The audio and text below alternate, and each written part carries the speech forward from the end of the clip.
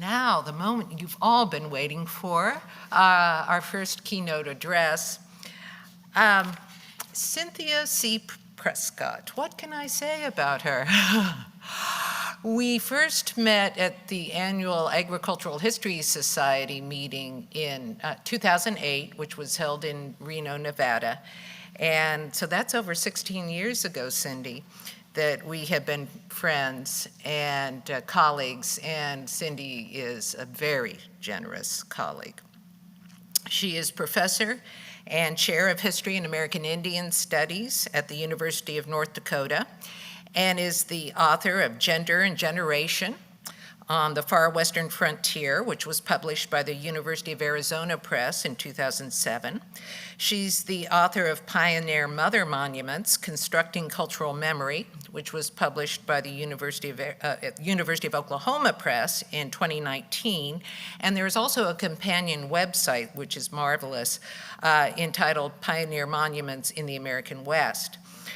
Professor Prescott is the co-editor with Maureen S. Thompson of Backstories, the Kitchen Table Talk Cookbook, published by the Digital Press at the University of North Dakota in 2021. And I need to explain, these are historical recipes with their backstories.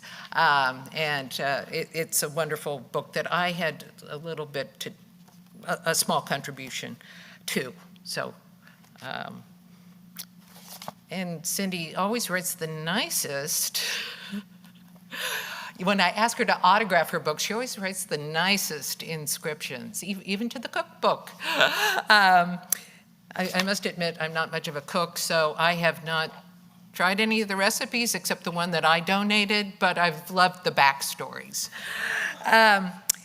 She is also the co-editor with, is her name pronounced Jani or Jan, okay, Jan Lottie, of a book, a special issue of the Journal of Genocide Research entitled Colonial Violence and Monuments in Global History, which was published by Routledge in 2023. And her Reacting to the Past role-playing game, Memory Reconsidered, San Francisco Pioneer Monument, 1991, through 96, is currently undergoing play testing at the University of North Dakota and other universities across the country. And we're all looking forward to your comments this morning. So please help me welcome Cynthia C. Prescott, whose comments this morning are entitled, as you see, Monuments to Midwestern Pioneer Mothers and Native Women.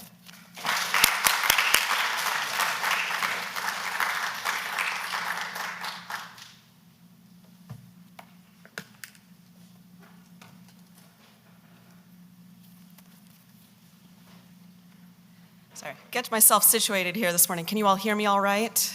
Excellent. I'm going to speak this morning from an article that I published in Midwest Review, a special issue edited by Catherine Jellison that was focused also on Midwestern women. So of particular, if you haven't seen that special issue, I encourage you to check it out. It would be of interest to many of you in this room today. And this is really a project that grew out of the book, my second book project that Kathy mentioned, my Pioneer Mother Monuments book. That book is a survey of monuments to early white settlers in the Midwest and Far West during the United States from their inception in the 1880s up to almost the present now, because the book's 5 years old. But that book is trying to I'm talking about 200 monuments across the country, and I realized it didn't give me enough space in that book to really delve into what's happening at the local and regional level. So this is an attempt to sort of think about that, and also to think about how the world has changed, particularly in regards to public commemoration, since my book was published in 2019. The world changed dramatically in 2020, and so this is also sort of a reflection on those changes as well.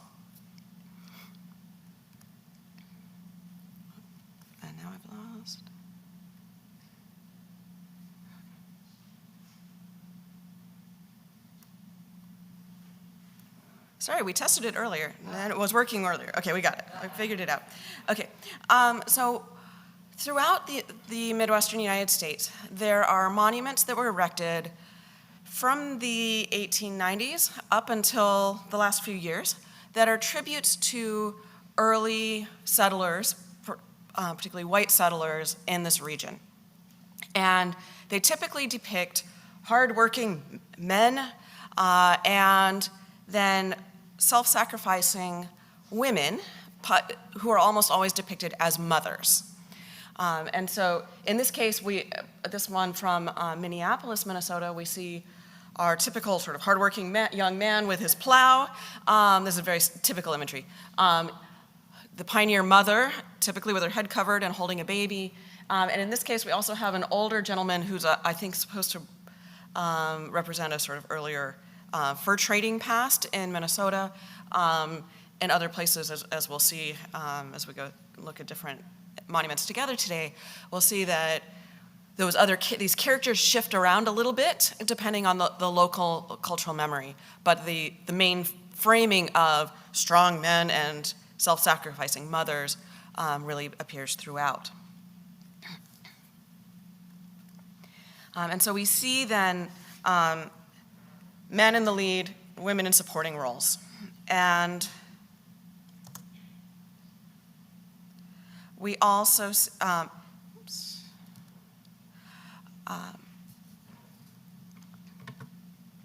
see in Midwestern monuments in particular that. Please try to stay closer to the microphone. Sure, I'm sorry. I'll try to be. Maybe if I move it closer to my mouth, that might help. Is that better? Okay. Okay. Yeah. And sorry. I'll try to remember. I wander when I teach. I'll try to remember to stay stationary when I'm speaking today. I apologize. So we see men taking the lead, women playing largely supporting roles.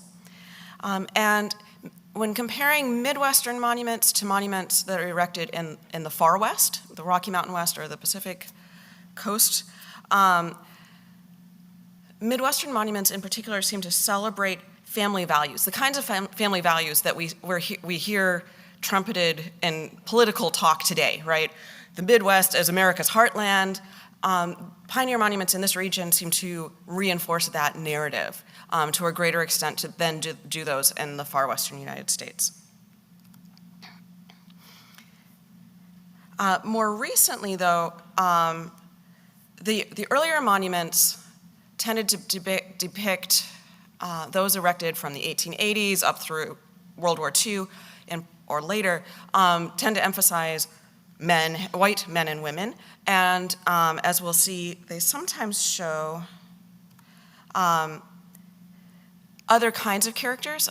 In the case of this one from Minneapolis, there's a relief on the back that depicts French traders and native peoples. They include, so we get French men and native men. We don't typically get native women.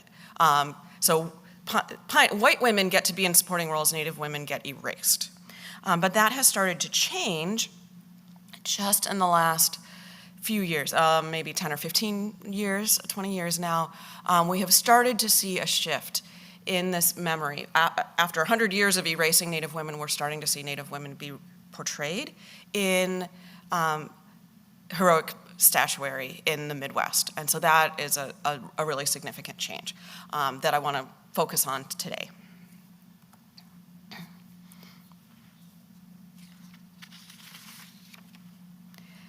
Okay, so as I mentioned, there are some differences between portrayals in the Midwest and in the far West in terms of family, so the sort of emphasis on family values and couples or nuclear families, more so in the Midwest than in the far West.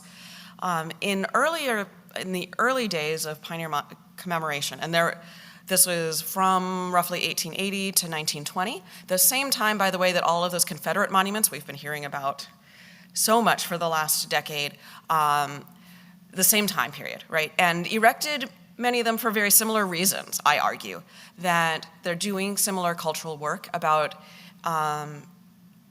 trying to teach and reinforce white supremacy over people of color.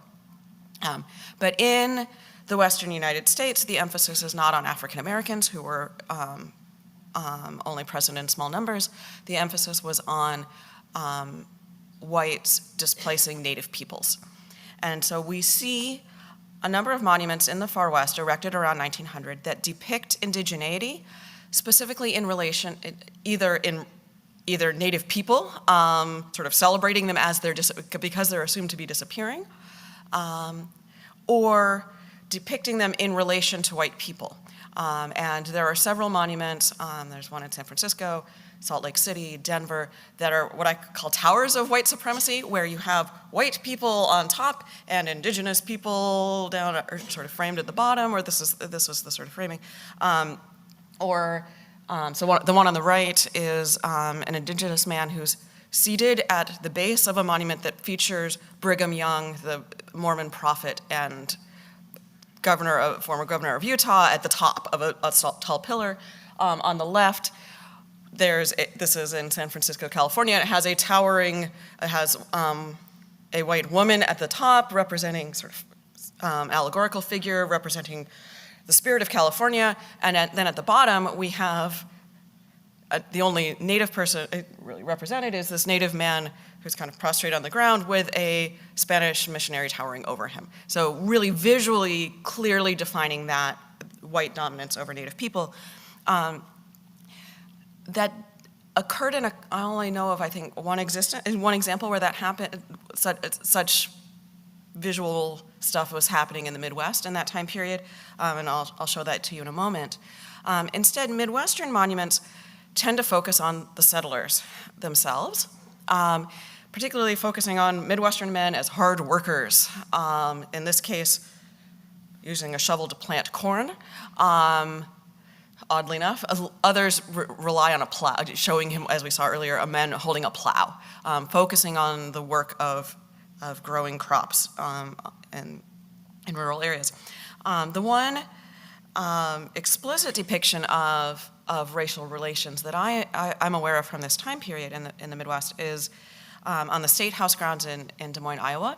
And we have here a Native guide who has led a pioneer father and his strapping young son and led them to the precipice, right, where they can gaze out over the land that has been the promised land, right? And the Native man is seated, again, indicating that he's yielding to a white settlement, right? Essentially welcoming whites to come and take his land, it'd be the implication. We also see in this time period a lot of interest in this, what's referred to as the coming of the white man motif. And this is a monument from Portland, Oregon. I don't know of any that look like this in the Midwest from this period, but the idea is present in other artwork in the Midwest, that Native people looking to the whites to arrive. In this case, they're staring up the Columbia River, watching the white man arrive, right? This kind of, we're here waiting to welcome you, as another part of this framing of justifying white dominance and displacement of Native peoples. And so to return to the Minneapolis monument where we started, a Minneapolis city planner proposed a monument for Minneapolis in the late 1920s, early 1930s, that was supposed to embrace, he intended to embrace this coming of the white man motif much more explicitly. That it would focus on strong, strapping young pioneers, and then include both white and Native women in supporting roles. And to quote his description, his proposal, on one pedestal would stand an Indian brave, shading his eyes and peering into the distance at the coming of the white man. On the opposite pedestal would be an Indian squaw. Here, please forgive my use of the derogatory term that's from the primary sources. An Indian squaw, while on the other two pedestals would be figures representing the pioneer frontiersman and his helpmate. Okay, so here very explicitly, celebrating the coming of the white man and his helpmate, right? So notice the racial and gendered implications of what he's proposing. The city of Minneapolis ultimately did not go with that design, and they instead went with the image that I showed you at the beginning of this talk, created by local sculptor John K. Daniels, who envisioned what he called typical pioneers, typical Minnesota pioneers. So again, hand on the plow, the woman as helpmate and nursemaid to the children, right, back behind him, and the sort of lumberman from the early extractive period of Minnesota history also yielding to the farmer who would bring Minnesota into the future. And then the relief on the back depicts fur trader Louis Joliet and Father James Marquette discovering the fall of the Mississippi River. Right, so Native people standing around while white men discover waterfalls that have been there for millennia, right? Here, I'm sorry, the reliefs are a little bit hard to make out in the image, but you can kind of see the Native man with his canoe, right? Again, physically below the white men who are doing important business, with a Native leader on the left, kind of welcoming them and greeting them. And this, for me, really echoes a much more well-known, at least within the Minnesota region, painting by Douglas Folk representing Father Hennepin discovering the falls of St. Anthony on the Mississippi River. This is seen as being the founding of the city of Minneapolis and St. Paul. This painting has been very controversial in Minnesota in the last few years as the state has been grappling with this kind of imagery in its state house, on its state flag, and so forth. And so there's been a lot of discussion in just the last few years of, okay, what is it the notion that we're celebrating this, both the notion that whites can discover something and discover natural features that in indigenous homelands, and the notion that the Native people and fur traders then are just, and of course scantily clad Native women, if they appear at all, are all yielding to the white men who are going to establish a settlement here and ultimately build a flour milling capital of the region and the world.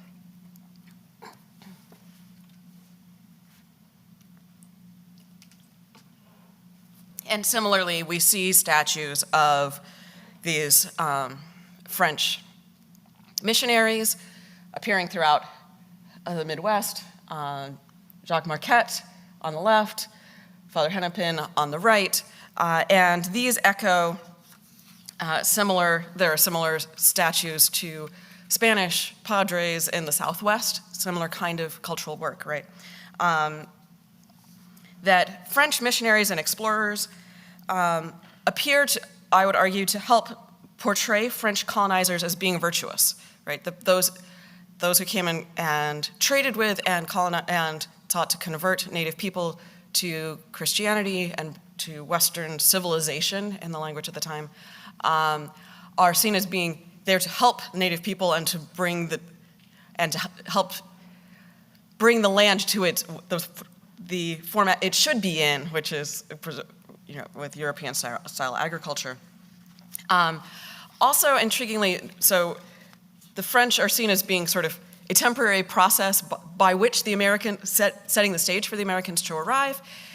Conveniently, when we focus on French Catholic priests, one of the few places where Protestants were willing to sort of celebrate Catholics, we like the Catholic priests, I suspect, because it masks the degree to which French and other European fur traders were intermarrying with indigenous women and creating a mixed race population.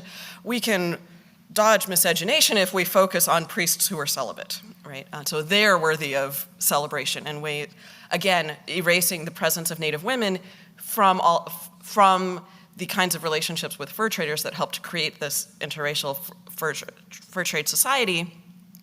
and all of the labor that Native women did to make it possible for white men to extract lots of furs and from the region and from the natural, thus destroying, of course, animal populations in the process and so forth. We also see, I think I mentioned this briefly earlier, tributes to disappearing Indians. The one on the right from Kansas City, Missouri, is a celebratory image. So there are images that whites became very interested in Native figures, Native men, Native warriors, right around the time that the U.S. Army had defeated and forced Native peoples of the plains onto reservations lands. Once they became militarily conquest was largely complete, then whites are suddenly saying, oh, these noble savages, right, who inevitably had to, again, yield to white civilization, right? They ultimately had to die. The one on the left is an image that was first seen publicly, I think, in San Francisco in 1915, but was never, the artist did not copyright the image, and so James Earl Fraser never copyrighted this image, and it becomes reproduced all over the place. In this case, a model of the originally plaster piece in California was done in bronze for Waupun, Wisconsin in 1929. The end of the trail, right? Native people originally the artist depicted this as Native people have been pushed all the way to the Pacific and have run out of space to be moved further west. In Wisconsin, this bears a little different image, right, of Native people just yielding the lands of that region.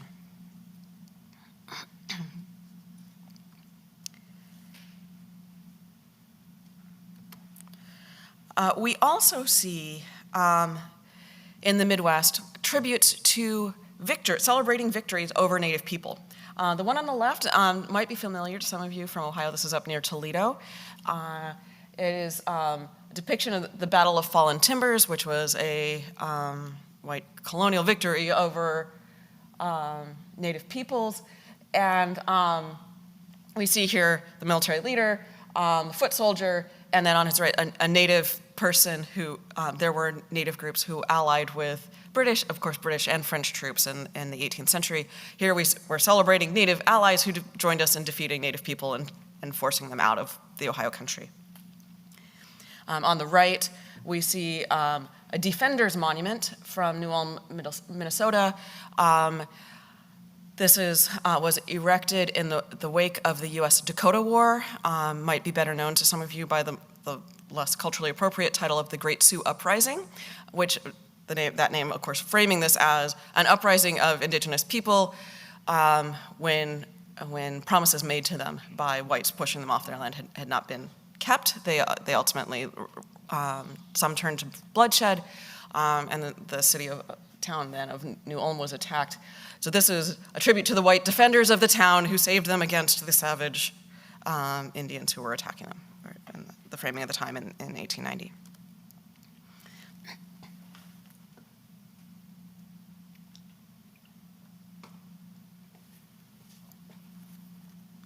Okay, so we have these framing then of white civilization, indigenous savagery, or indigenous Native people yielding to the coming white, inevitably yielding to whites. To give you a sense of the scale, I have identified a little over 200 monuments that are what I classify as pioneer monuments. So by this I mean representational sculptures, public or heroic sculptures that depict early white settlers in the West and celebrate them in some way. And this map depicts the 200 I included in my database and in my website. And for the purposes of this talk, I'm defining the Midwest as stretching from Ohio to the Dakotas and Kansas and Nebraska. I recognize this is a contested question, right, of where the Midwest is, so just to give you a sense of where I'm talking. And hopefully this gives you a sense of the concentration of where pioneer monuments were erected, that there is a significant concentration in the Midwest, so 72 out of the roughly 200 nationwide are located in these areas, and as you can see, they're not evenly distributed even within the Midwest. The shading, this map actually depicts them erected over time as well as space. So if the ones that are paler red are older monuments from around 1900, the ones that are darker are more recent monuments within the last 25 or 50 years. Of those 72 Midwestern monuments in my sample, in my database, 86% of them depict pioneer women. Of those that do include pioneer women, half of them hold an infant in their arms. And if they don't have a baby in arms, or sometimes even if they do, they tend to be accompanied by older children, usually a young son who she's leading westward. And half of them, at least half of them, show them as supporting characters to their more active husbands. The others show them without a husband present in the framing. So I'll share a few images to give you a sense of the variations that I see happening in the Midwest. This one from Kansas City, Missouri, we see the pioneer mother carrying civilization westward, right? In this case, on horseback. More typically, she would be walking. The one on the left, is anyone familiar with this image, the Madonna of the Trail? There are actually 12 of the identical sculptures of Madonna of the Trail that were erected by the Daughters of the American Revolution to mark Western migration routes. They installed them in one per state, marching from Maryland to California. And the one you see here on the left is from Springfield, Ohio. The one on the right from Clare, Michigan, is a more local project installed at the local, that was then high school, I believe now is a middle school. And so we see women carrying civilization westward. We see pioneer women as Madonnas of the prairie, right? Either with a sunbonnet or a covered wagon cover representing a sort of halo over her head, or as the one on the right, this more borrowing imagery from Renaissance era paintings of the Madonna and Child, right, representing her as this religious figure. In other cases, we see pioneer mothers sacrificing to defend their children, consistently with rifles to keep wild animals and wild Indians at bay, right? I only know of a couple instances all of which proved controversial, in which she had an axe. Pioneer men get to carry axes. Those are useful tools. When a woman carries an axe, it evokes a popular imagery of women being kidnapped by Native people, right? And evokes sexual violence. And so we typically see her with a rifle to keep dangers at bay. We also see more demure pioneer women, perhaps not mothers. Often then, most of these monuments are bronze, and thus skin tone and so forth are not really a feature of the sculptures, but I see a higher rate of solo women depicted in white marble or other stone rather than bronze. I think, again, reinforcing her whiteness and her purity.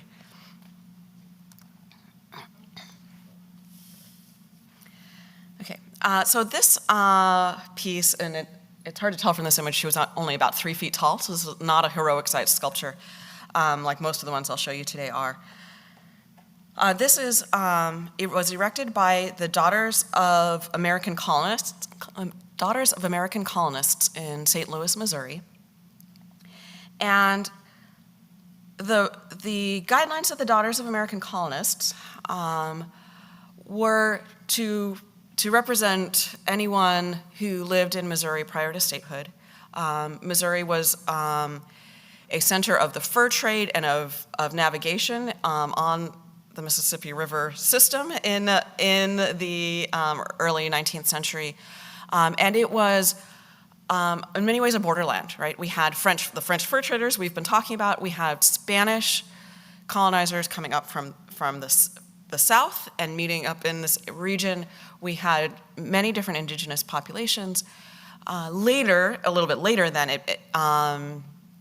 so that would be, say, up until the 1820s. Later, this region also became a jumping off point for the Oregon and California trails and serves a different population. But the Daughters of the American Colonists are framing this earlier time period in which there was actually great ethnic and cultural diversity in the St. Louis region. And so theoretically, a monument to a I'm sorry, the title got cut off on the top of my slide there, that was called Colonial Mother, was the artist's title for here. A colonial mother in this context could include French, Spanish, Black, Indigenous, and Métis, mixed race women, right, but theoretically. But it became very clear from newspaper coverage at the time and so forth that the people of St. Louis, when this was erected in 1929, perceived her to be a pioneer mother in more of the ilk of these white pioneer mothers from a later time period. A poem dedicated to the statue focused on, quote, this, quote, pioneer mother who meekly followed her husband westward, braving cold and Indian raid to arrive in Missouri and become, quote, the source of a living race. Right. So again, the racial implications that got even though the artist and the group erecting this monument didn't necessarily think of it in those terms, this is what the larger population of the Midwest is, the dominant white population is sort of imposing onto this imagery. It does occasionally get weird, and I don't have enough time to go into all the ins and outs of a fascinating story with this one. This is a bicentennial monument from Wichita, Kansas, who depicts a pioneer woman bathing in a stream on her route westward, according to the artist. This nude pioneer woman apparently was seemed to have been welcomed in Wichita in the 1970s. Since that time, she's proved more controversial and has repeatedly been vandalized, suggesting that tolerance for such a nude pioneer woman declined pretty quickly with the rise of the new right in Kansas. Okay, returning to our story of New Ulm, I was telling you earlier about responses to the U.S. Dakota War in the form of the Defenders Monument in 1890. At the U.S. Bicentennial, in the 1970s, as the United States sought to celebrate its 200th anniversary, the original planners envisioned a kind of patriotic narrative that would have celebrated the coming of American democracy and so forth. It was going to be a very white-dominated narrative. But this was at a time of identity politics and the Red Power movement, and people pushed back and kind of broke the power of the notion that there could be one dominant narrative of what American history was about. And instead, communities centered on focused on telling local stories, local history, rather than a single national narrative. So thus we can get a nude pioneer woman. And in New Ulm, Minnesota, we get it's a little bit hard to photograph, unfortunately, a brick mural that is, the artist intended to depict intercultural harmony, or at least peaceful coexistence prior to the U.S. Dakota War. So before the bloodshed broke out after the Civil War, that before the Civil War and before the U.S. Dakota War, there was this more harmonious engagement. And so we see white women feeding geese, cooking in a kitchen, right alongside Native women cooking over a pot outside a teepee. Whether these are culturally appropriate to the Lakota people Dakota people who are involved in the U.S. Dakota War, different question, right? But this is the artist's conception of this. But how much did he actually believe they were living in harmony? Because he also portrayed a native man who has adopted white ways enough to be sawing logs, right? A very white-oriented kind of forestry and permanent building log houses, building log cabins rather than living in teepees sort of narrative he's depicting. And yet he depicted this native man sawing a giant log from the Minnesota timberland using the wrong end of the saw. He's using the tip of the saw rather than the handle of the saw. To indicate, the artist intended, to indicate that the process of civilizing native people was incomplete. Right? So even as he's trying to depict interracial harmony, he's still signaling that these native people who were living, coexisting peacefully with whites before the Dakota War, still were waiting for whites to teach them the true way they ought to be living.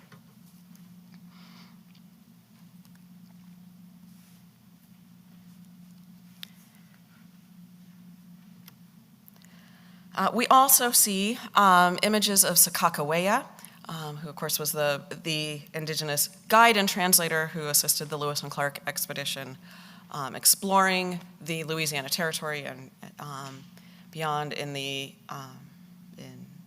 around 1804. We see monuments depicting her as enabling white settlement. And if we look to a similar monument so the one on the left is from North Dakota in 1914, the one on the right is from Portland, Oregon in 1905. If we look to this Portland, Oregon one for some comparative translation, the one from Portland, Oregon has a bronze plaque on the boulder on which she stands, saying this is a tribute to Sakakawea, the guide for Lewis and Clark expedition, and to the pioneer mother of Oregon. So she's a guide and translator, but she's also somehow a pioneer mother, right? Again, we're kind of skating over interracial marriage, skating over the fact that she was married to a French trader, not an American, and making her an American leader who guides and then ultimately yields to white settlement as well.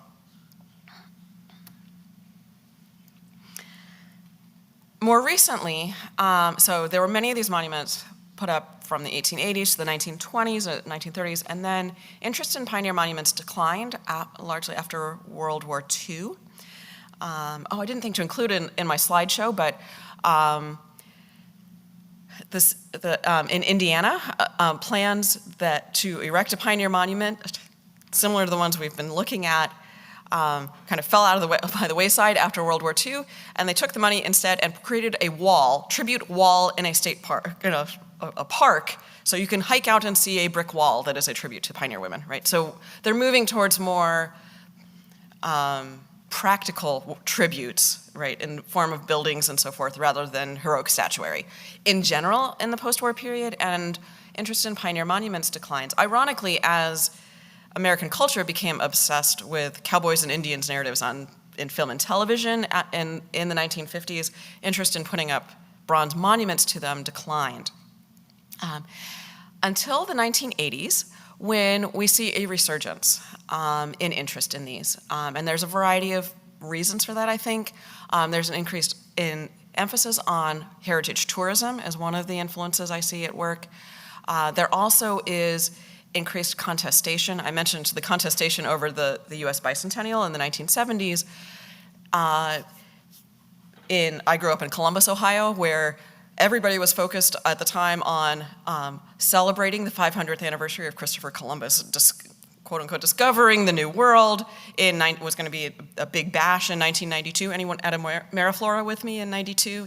Most of you are probably too young. This was a big push, and yet there was Native activism pushing back against that, saying, hey, wait, we shouldn't be celebrating this dude, right? Like, he was enslaving and killing people. This is not someone to idolize.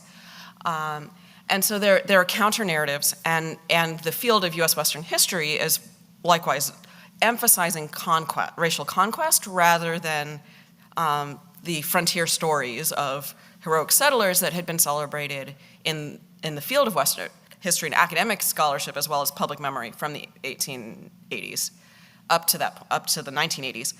And so we have these, in the culture wars of the 1980s and 1990s, suddenly people get interested in pioneer monuments again, right?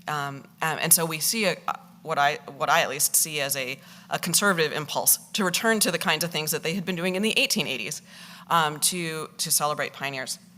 Some of these monuments look very much like the ones from the 1920s, right?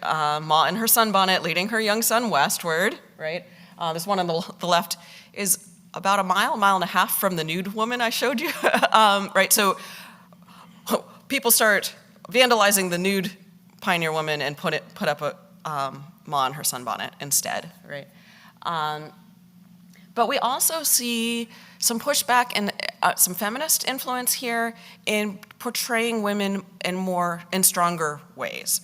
The one on the right by Verrill Goodnight is a very popular image. I think there's 3 or 4 different cities across the Midwest and Intermountain West that have erected versions of this that she calls "No Turning Back." And it came accompanied by a poem by the artist emphasizing, right, like, life is hard, but I have to be strong. There's no turning back. We have to push forward to succeed in the far West. So taken together, there's a range here, right? Feminist range of attitudes, but the racial implications remain pretty constant in this more conservative vein in those pioneer monuments. But we also see a different thread that sought to make monuments celebrating the frontier or pioneer period in a more ethnically diverse way. This one from Olathe, I'll pronounce it wrong, Olathe, Kansas. Did I get it right? Thank you. So in Olathe, Kansas, depicts a stagecoach, an important stagecoach stop, and you can't make it out in this image probably, but so it depicts people of different ages, different social classes. So we have a fine lady climbing into the stagecoach. We have gentlemen in top hats, but you also have African American and Latino people like perched on the top of the stagecoach in the cheap seats, if you will. You have a pioneer mother and her son here in the foreground, standing and watching this, like maybe mounting on the stagecoach or coming to watch the stagecoach off. And it also includes a Native woman and her dog. From this angle on the left, we can see the pioneer woman is in 3 dimensions. She and her son are in 3 dimensions, very active. The Native woman is in relief back on the wall, like the stagecoach is, and in the background, and essentially being left behind, right? The pioneer woman gets to engage with the stagecoach, carrying exciting things westward. The Native woman is left to wave as she's left behind by the progress that the stagecoach represents.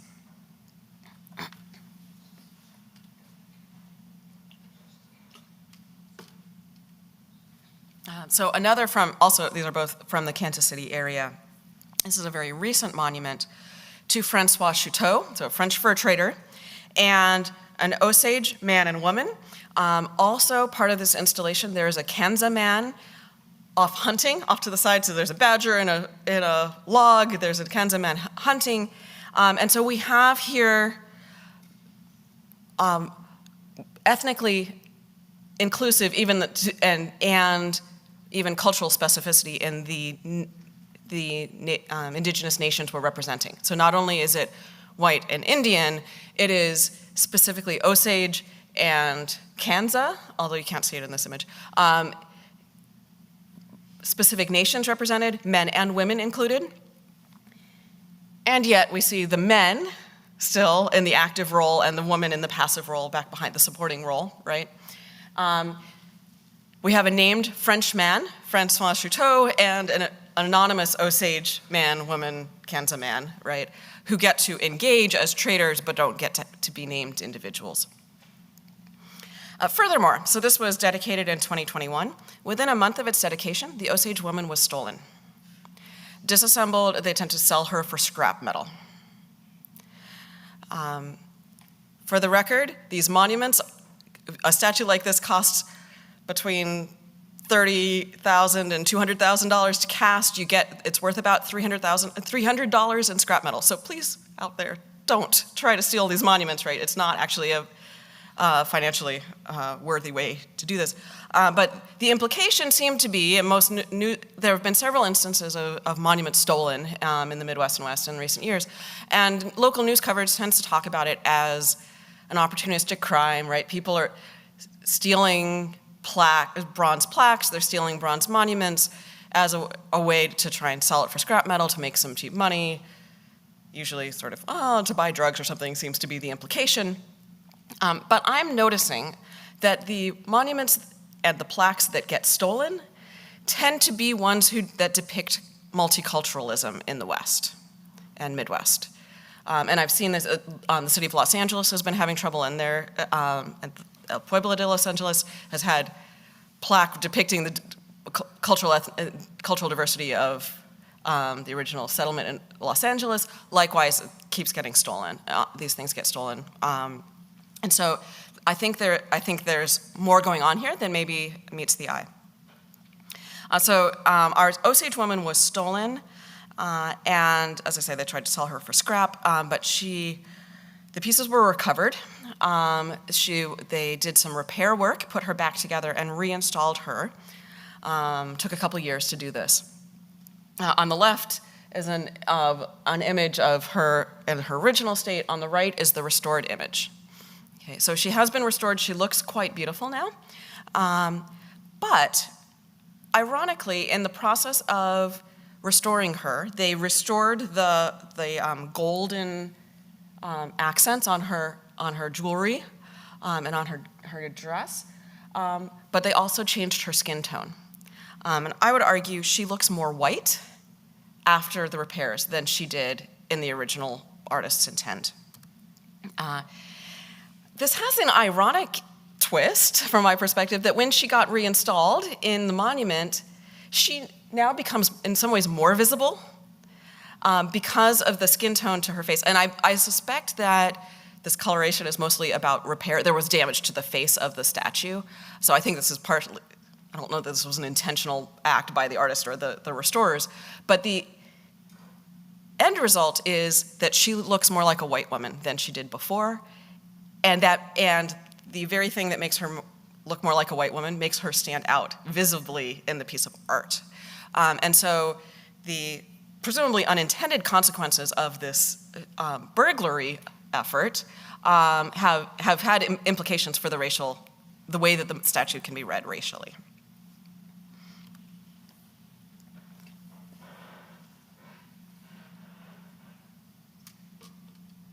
Yeah, we also see other ways of celebrating Native women that are less problematic than that story from Kansas City. And I apologize that I shouldn't have adjusted my slides. I lost some spacing. I apologize. We see monuments celebrating Native women, and this is one of the slides that I had on my opening slide of the talk, this image. She's, I think it's 50 feet tall, from Chamberlain, South Dakota. And here, the artist, Dale Lamphere, worked hard to incorporate cultural elements from the 3 different indigenous nations living in that area. And he depicts her holding a star quilt. Star quilts, briefly, this is quilting, an art form that was imported to the Northern Plains by white settlers, right? Patchwork quilting. But the star, a lone star design that white settlers carried with them, has significant resonance with the symbology of the Native people, indigenous peoples of the Northern Plains. And so Native peoples of the Plains have adopted star quilts as an art form that is very meaningful in their own culture, and they're now incorporated into giveaway traditions that had been along in those people. So interestingly, very Native woman and depicting an art form adapted from white settlers to meet the needs of indigenous people is the way that he chose to portray her. towering over anyone who should visit her, and to make sure she's very visible as you drive by on the interstate. This one is also fascinating to me. This is from Chelsea, Michigan. The title of the work is Dedicated to the Women Leaders of Michigan. And the artist argued that the earliest female leaders in Michigan were Native women, and so chose to depict a Native woman to represent all female leaders in the state of Michigan. Okay, so we have really powerful imagery, right, pushing back against all of the things I've been talking about throughout this presentation. But it's complicated and messy, right? The Pioneer Monument in Minneapolis that we keep returning to was a site of anti-colonial protests. It stands just a couple miles from the place where George Floyd was murdered by police in Minneapolis in 2020. And so the protests that started in Minneapolis targeting the police violence in May, by Thanksgiving had pivoted to anti-colonial protest that was targeted at this otherwise largely forgotten monument, which had once stood proudly in downtown and had been shoved out of the way to allow for urban renewal, came back into focus in the face of the racial contestation happening in Minneapolis and across the country in 2020. Okay, so what do we make of all of this, right? We have monuments throughout the Midwest that depict settler women in supporting roles. And for more than 100 years, really erased Native women from the equation altogether. In more recent years, we have seen more active women and stronger depictions of Native women, arguably, and more inclusive, ethnically speaking, monuments. And yet those, at the same time that those more inclusive monuments have been erected, we see, I think, really important instances of protest and attempts to, I would argue, attempts to erase the cultural diversity that these new monuments are seeking to introduce. I'll stop there. Thank you.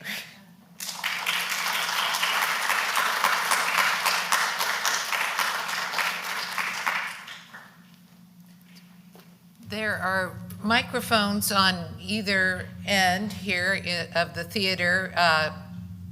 If folks have any questions or comments, we know that Professor Prescott will be more than delighted to engage in conversation about the ideas she's just shared with us and images.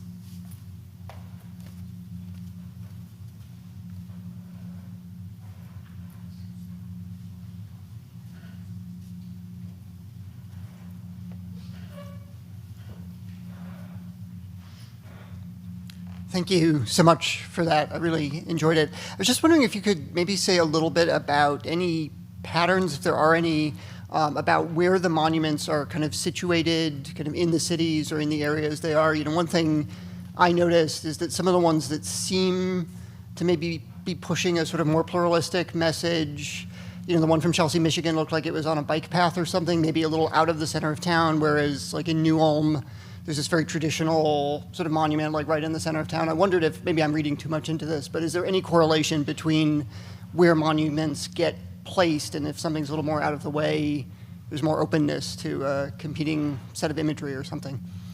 That's a great question. And yeah, absolutely, the geography matters here. So it matters on the level of what city and state is erecting these, which was where I was focusing my remarks today. But the location within each of those communities is really crucial too, right? We see this in the better known cases of Confederate monuments, right? In that the earliest Confederate monuments were erected in cemeteries, where it was a tribute to lost soldiers, right? Where it really becomes contested is that when when Confederate monuments are not just put up in cemeteries, but are put up in the town square on a big pillar, right? Towering over the people as this is the center of power, right? And so if I can see if I can jump my slide, I might lose us. I did, okay, can't do it that way. the slide I showed early on of the native white man and his young son and the native guide who had led them to the promised land that's on the State House grounds in Des Moines, and monuments that were in that early time period tended to be City Hall or in the center of town, or some location of prominence. Whereas you're absolutely right, the one in Chelsea, Michigan is on a bike path kind of connecting smaller towns. The Chouteau monument that I talked about with the Osage woman that was stolen is on an avenue, sort of, they have a parking lot, you can get to it, but it's not in the center of town, right? And so the places in which these more recent and more inclusive monuments are going up are not the same kind of high traffic, high power location typically, unless there are some instances where people are starting to think about this as in the form of essentially counter monuments, right? So rather than taking down something, we put something else up in the vicinity that changes how we view what was there originally. So that's starting to happen, but more often it seems to be about like, okay, well, we'll be more inclusive. So where do we have a spot we can stick somebody so we can have include these other stories, but it doesn't ultimately displace the power, the visual power of the original monument. I was going to sort of pose a question that your last part sort of linked to. The University of Nebraska-Lincoln Center for Great Plains Studies has a Lewis and Clark with Sacagawea monument, and I mean, the issue is that it has an endowment and restrictions with it. And so Margaret Jacobs, I mean, some people say, like, we have to take that down. And she's like, I'm just going to do reconciliation work and other things. Like, she's negotiating with the university to do some actual land back. She does reconciliation work at the Ota Missouri, right? So it's like that, how do you think about the balancing when you have the monument and there are difficulties with trying to dislocate it and other ways that kind of historical memory work might be done? That's a great question, and I want to join you in honoring Margaret Jacobs and the work that she's doing in partnership with Indigenous populations in the region, right, to work on these sorts of things, to more meaningful forms of trying to help people, and setting aside the symbolic. But since I'm operating focused on the symbolic, I've been thinking a lot about what do we do with these, right? As a historian, my gut instinct is to preserve historic artifacts, right? As an educator, my instinct is, well, teach people, right? Let's educate them, let's interpret it better. But I also recognize, in her gracious introduction, Catherine mentioned I'm working on a role-playing game for classroom use that looks at the San Francisco Pioneer Monument, which had the one I showed you of the Spanish missionary towering over a native man, which was ultimately removed in 2018, I think it was. But contestation about that kind of space, right? Realizing that, so in the 1990s, it had become very publicly controversial, right? And at that time, the city decided to put up a plaque that's going to reinterpret this monument, explaining that the history of Native Californians, California Native Americans. But the plaque, then they planted landscaping that quickly blocked the plaque so you couldn't even see it. Nobody went to find it, right?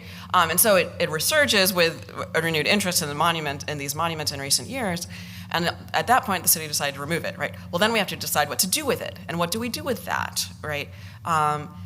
It's not as simple as just like, oh, we'll put them all in museums, right? The museums don't have the resources to do that work well for every statue that anyone has ever come to complain about, right? And so it's a really complicated issue in terms of what do we do with it, right? And I think it has to be a very specific, each monument we have to make these decisions. The location of it matters within the city, right? The relationship to other monuments matters. The Pioneer Mother in her sunbonnet is not as innocent as I thought she was when I started this project, right? It wasn't until I delved into it that I started to realize how problematic she really was. But in many cases, she's one of the few female figures we have represented in heroic statuary. So do you remove her? Like, what replaces that? And how do we? It's really really complicated and messy. Is the short answer, right? But there are all these issues we have to think about, and how much do we devote resources to? Well, even I really like the idea of counter monuments, right? Of changing the landscape by putting the monuments in conversation with one another. But again, it costs hundreds of thousands of dollars to do that. Could that money be better spent actually serving people who have been harmed rather than on visualization? These are really important questions to ask. Thank you. On that, I guess I've got a comment, a question, and then maybe something in between. The comment is just echoing what you said. I deal a lot with this with the Confederate monument question in my Civil War class, and I've had students do policy papers on monuments, and they love the idea of just counter monumenting. So next time I got to work a budget into it or get your role play game. Just a bit of a local connection here. Just up the road here is Logan, which is named after Chief Logan, and there's some, your talk made me look this up. There's some monument building there that happens in the exact era that you're talking about, including a monument to the Logan elm that he apparently, I guess, died under. And if you read through it, it's Logan's Lament became famous because Thomas Jefferson kind of promoted it as sort of this view of forgive the term, but the noble savage, right? And I'm curious, the partial question is, has that disappeared by the late 19th century, this idea that there's something tragic, but also something that early U.S. residents almost admired about certain indigenous peoples because it distinguished them from Europeans, that they had access to that? Is that just all gone by the late 19th century?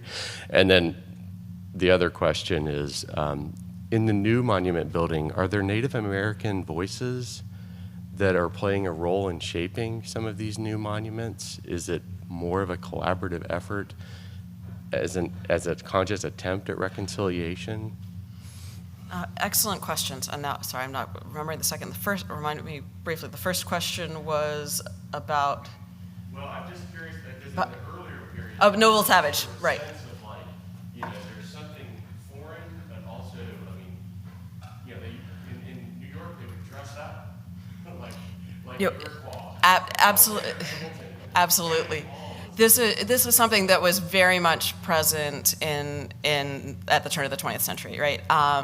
And so I have not worked as much on, but others have done excellent work on representations of indigenous men, primarily. It's typically a Plains Indian warrior, right? Or a white artist's idea of what they thought a Plains Indian warrior looked like.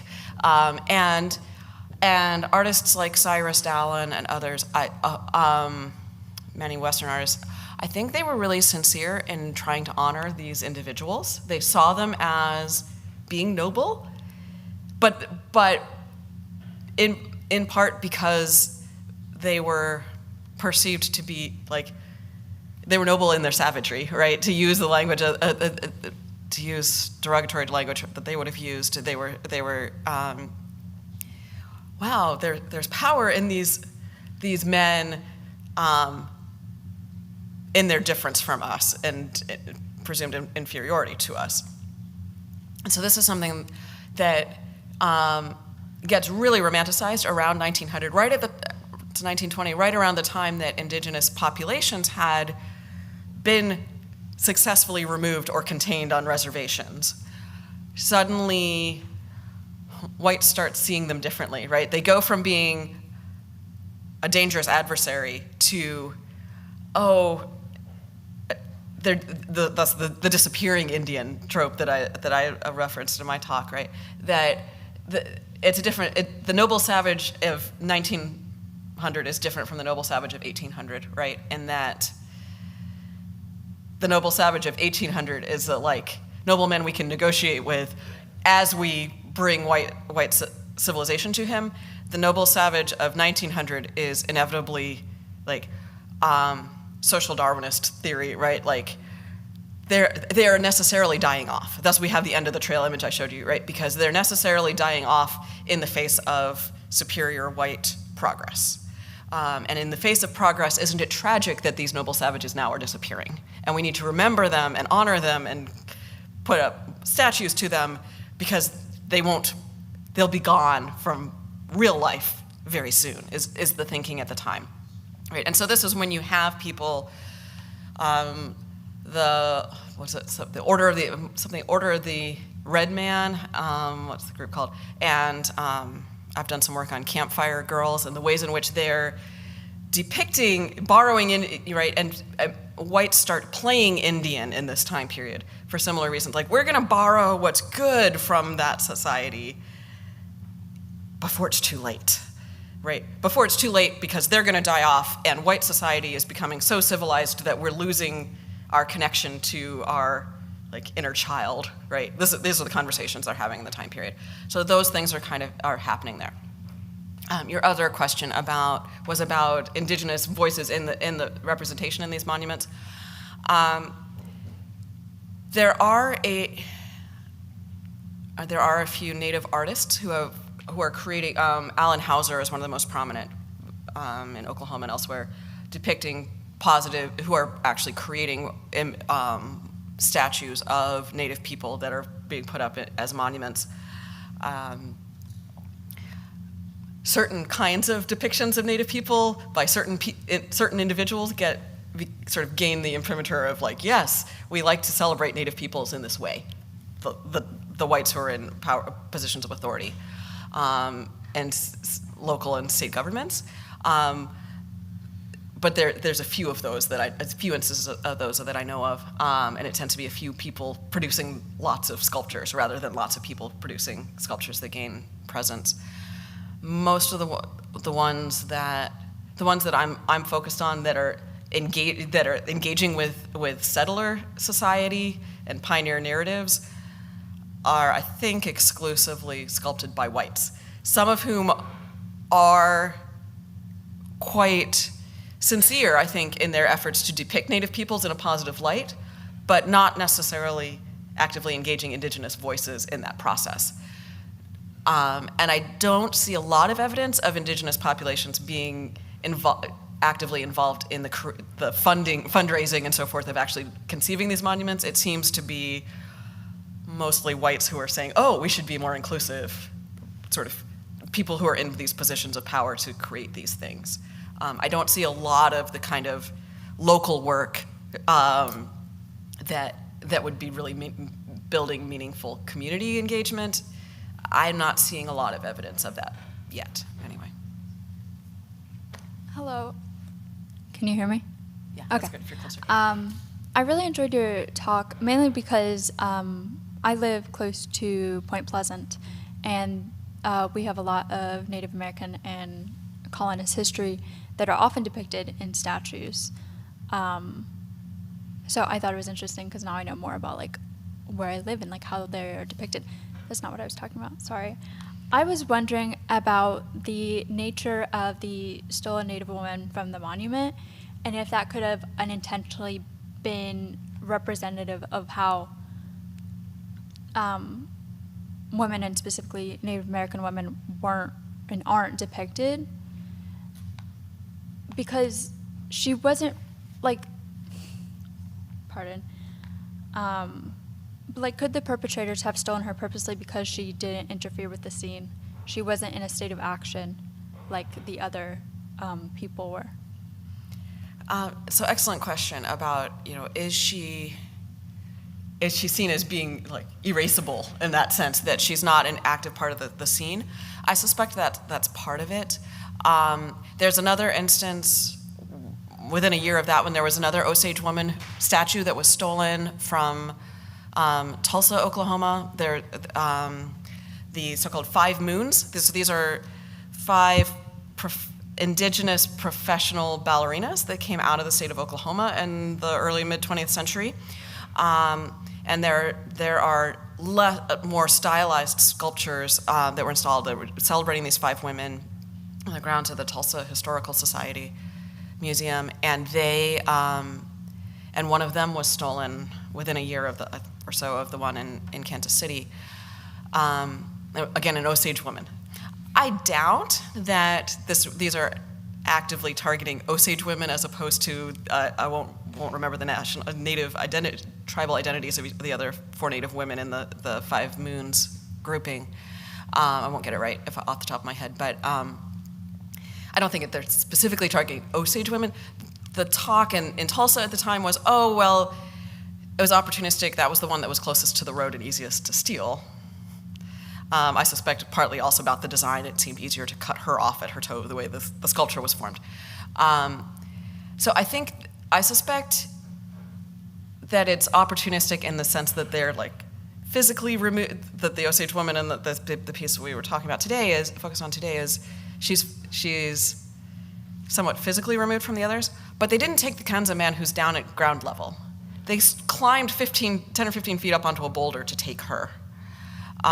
So I think there's something about, not just about the accessibility of a given piece of bronze, but there's something about that woman is not needed for that statue in that sculpture in the same way that the French man and even apparently the indigenous man were. And I don't know whether it's about the positionality, like does she seem like an afterthought visually and therefore she's a target, or is it because she's a woman? I'm not sure. I should, just for point of comparison,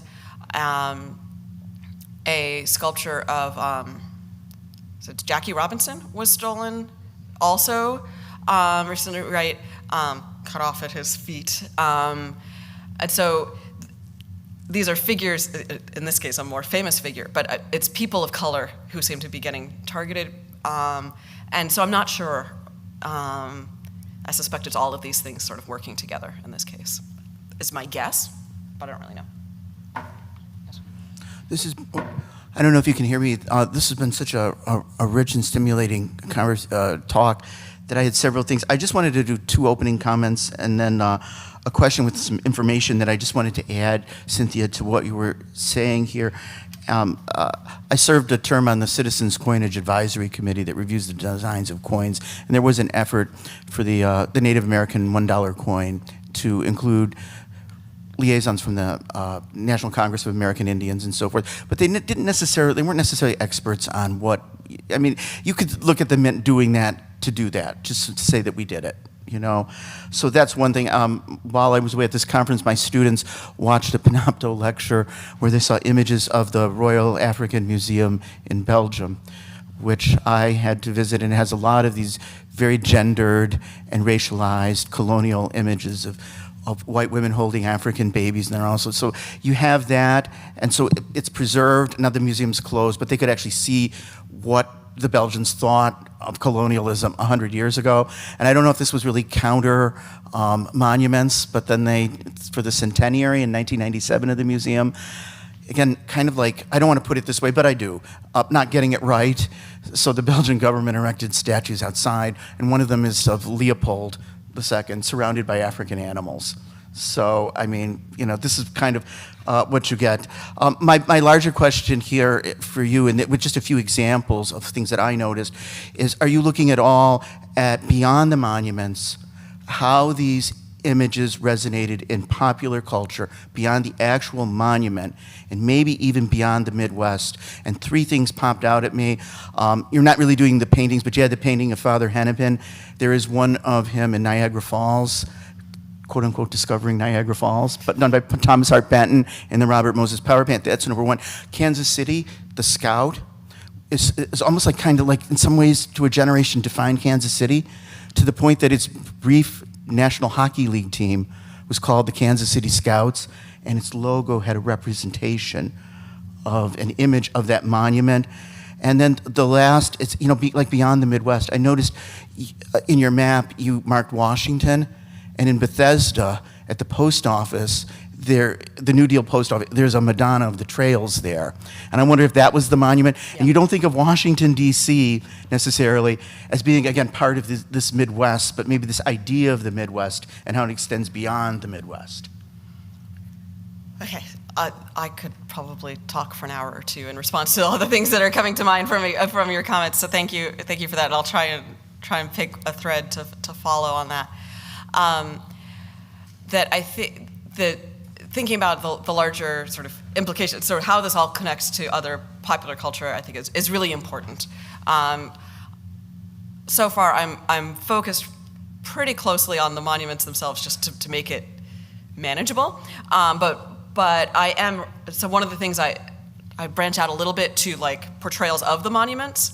So I have a growing collection of ephemera that are associated with this, right? Like, so commemorative plates that include the pioneer woman from Ponca City, Oklahoma, who almost made it on the state quarter of Oklahoma, by the way. They had 5 finalist designs, 4 of which included her, included this statue, and instead they went with the state bird and knocked her out. So interesting choice, which may have been perhaps was an effort to avoid all of this, right? To say like, well, we're going to different. My institution, there for a long time, for many years, the sports teams were known as the Fighting Sioux. We're now the Fighting Hawks. So when things are controversial, we revert to birds, right? Are safer. So there's that going on, right? In terms of thinking of this. I also someday I want to do something with an short archival video. Someone shared with me, a friend shared with me, Eleanor Roosevelt made a video talking about like American women, and I believe it's associated with the war effort, and sort of saying, arguing women are doing this important work. And it started with an image of this pioneer woman statue from Ponca City, Oklahoma. And she's not talking about white settlement. She's talking about women in the 20th century, but that imagery just resonates so heavily in the state of Oklahoma especially, but then nationwide. And I didn't include her in this slideshow because I left Oklahoma out of the Midwest for our purposes today. But visually very resonant to the Madonna of the Trail that's in Bethesda, Maryland, that's in Springfield, Ohio, and elsewhere. And so I think these images really resonate, right? I have little collectibles of Madonna of the Trail from various communities where Springfield, Ohio, Richmond, Indiana, they're very proud of their pioneer mother, Madonna of the Trail, whereas the one in California, sorry, I'm blanking on the town, outside an exurb of Los Angeles, she's been sort of relocated to allow for the roads to be widened, right, as happened in Springfield. But like the local press, even there, where she does not, Upland, sorry, there's the town, anyone come to me. Upland, California does not focus on settler history at all in its sort of popular imagery, tourism message or anything. But she still shows up in the local press, and like they sort of see her as a scolding grandma who's like scandalized at the behavior of the people in the town, right? And so this imagery is really powerful, but it plays out in different ways in different locations, depending on what the pressing issues of the place and time are. Okay, this will be brief. Riveting presentation, Dr. Prescott. Looking forward, America 250. It's all around. We have America 250 Ohio. How are we going to get it right? How this time in terms of recasting and revisiting American history, particularly in this area you're focused on, heroic statuary. I've been asked to be a part of America 250 Ohio. I've resisted, but it's an important time. You talked about the bicentennial. Now it's America 250. Man, okay, easy question to wrap up today, right? I'll just solve all the nation's problems in the next 2 seconds. That is a really good question, and I don't think heroic sculpture is the answer, for one, right? I don't see a way that heroic sculpture can avoid these problems, right? I think that there will always be somebody coming later and not unhappy with the way in which we chose to portray it, right? And I would argue that heroic sculpture is by its very nature conservative, right? And so if you're using a conservative impulse and a conservative art form, right, we're still using 19th century Beaux-Arts style to create these statues 150 years later, right? For a reason, right? Because that image resonates with and reinforces certain kinds of messages and erases a whole lot of other things. And so, gosh, I don't want to be the one responsible for designing the logo for America 250, but I think we have to somehow move beyond the traditional narratives and counter narratives, right? To try and think about what our nation is, what our local communities are today, right? That gets beyond using diversity to like sprinkle in to make white people feel good, right? It has to meaningfully engage, whoever asked this question, like meaningfully engage those the different ethnic populations, different socioeconomic backgrounds. It can't be white elites who are deciding that we're going to honor somebody else by depicting them this way, right? It has to be a grassroots effort.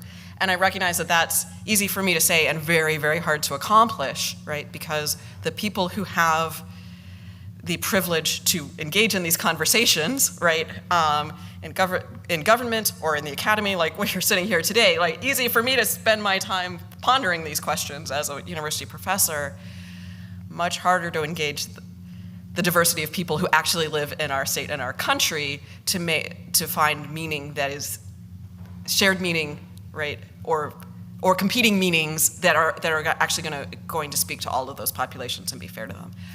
That is very hard work to do, but I think, again, coming back to the example of people like Margaret Jacobs who are doing, actually, and my institution is working to partner with, funded by a generous grant from Mellon, working to partner with tribal colleges in our state, for example, right?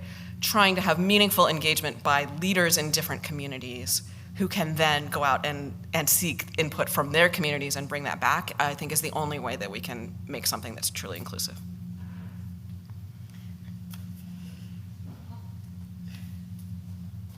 Take advantage of this mic so I don't walk in front of you rudely. Cindy, thank you so much for your comments. Let's give Professor Prescott a round of applause. And lots of yummy snacks. I hope people will continue to engage in conversation while you're enjoying the bagels and fruit, and be back here at 11 for our next session. Thank you.